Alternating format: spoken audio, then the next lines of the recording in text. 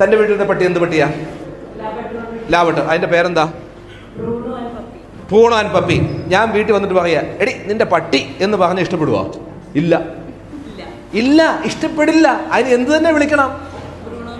ആ Bruno and പപ്പിയും തന്നെ വിളിക്കണം. നമ്മളത് പട്ടിയാ, നമുക്കത് പട്ടിയാ, ഇയാൾക്ക് എന്താ അത്? ബ്രൂണോ ആൻഡ് പപ്പിയാ. അതിനകത്ത് യാതൊരു വ്യത്യാസമില്ല.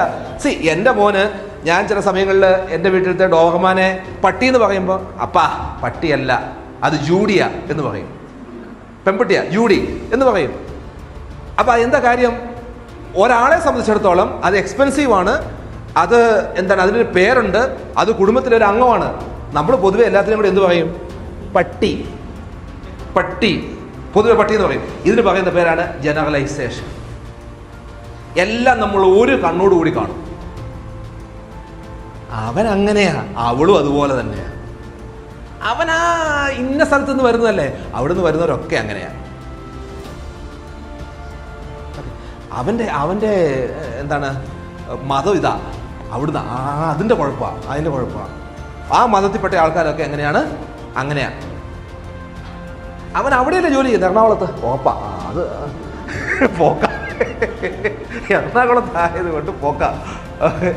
കിട്ടിയ ഇതാണ് ഇതിന് പറയുന്ന പേരെന്താണ്? ജനറലൈസേഷൻ.